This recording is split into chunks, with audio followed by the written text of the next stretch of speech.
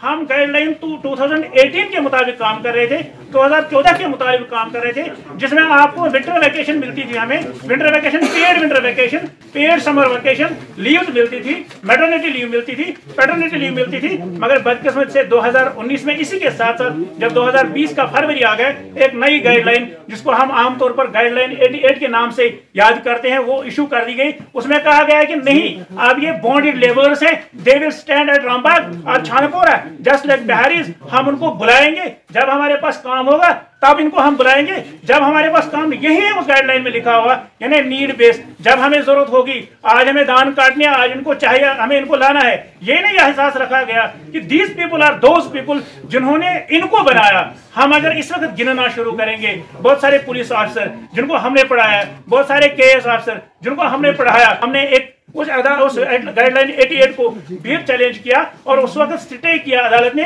उसने कहा है गाइडलाइन 88 इन प्रिटिशनर्स पर अप्लाई नहीं होगा, बल्कि इन पर गाइडलाइन 2018, 14, 15 वगैरह वही अप्लाई होगा। जब 15 तारीख को कॉलेज एक लैंडमार्क था हिस्ट्री में कि अब 2 साल के बाद कॉलेज खुलने वाले थे, जब हमारे लोग कॉलेज में गए, इन्होंने और लोगों को कहने की कोशिश की कि गेस्ट फैकल्टी आ जाओ, आपको वही दिहाड़ी मजदूरी देंगे। मगर हमें कहा गया कि आप यहाँ कॉलेज में नहीं आओगे। बहुत सारे प्रिंसिपल हजरात ने कहा कि हमें डायरेक्टर की वर्बल डायरेक्शन है कि इनको कॉलेज के अंदर घुसने ना दिया जाए।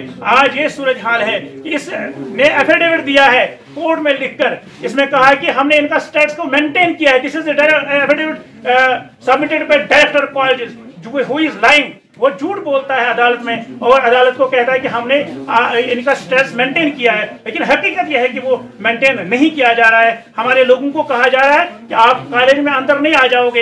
It is directors verbal direction to these principals and principals are following verbal direction. झूठ बोलकर हमें परेशान करते हैं। उधर अदालत में एक बात बोलते हैं, यहाँ दूसरी बात बोलते हैं। इस तरह से हमें परेशान कर दिया गया। एक यूनिवर्सिटी 10 यूनिवर्सिटी में पढ़ता है 1 लाख, दूसरा जो कॉलेजों में आज तक पढ़ाता रहा और ये मुरझाए। मैं समझूंगा कि मीनार अब बुझने को है। आप देख लीजिए, मैं हूं, दाढ़ी सफेद है। तब मैं आया था कॉलेज में जब मेरे चेहरे पर दाढ़ी नहीं उगी थी। आज मुझे कह रहे हैं कि आप रामबाग में खड़े रहो और आप जब आपकी जरूरत होगी, पीएचडी करने के बावजूद, पोस्ट डॉक्टरेट करने के बावजूद 2300 लोग हैं, 2300 इन जम्मू एंड कश्मीर। ये 2300 लोगों का मसला है और इन पढ़े लिखे नौजवानों को गलत रास्ते पर चलने से आप मदद कर दीजिए कि ये उस गलत रास्ते पर ना जाएं। यहाँ की सिविल सोसाइटी से मैं गुजारिश करता हूँ, अदालत आलिया के चीफ जस्टिस जो हमारे हैं और बाकी हमारे वहाँ के जज हजरात, उनके वहाँ वकला हजरात, उनसे मैं गुजारिश करता हूँ कि इस समाज के इस तबके को गलत रास्ते पर जाने। क्योंकि मैं बहुत सारे फोन जब मेरे आते हैं, वो कहते हैं कि हमारे पास सुसाइड करने के सिवा कोई चारा नहीं बचा है, क्योंकि आज तक वो प्रोफेसर था, आज वो प्रोफेसर नहीं है,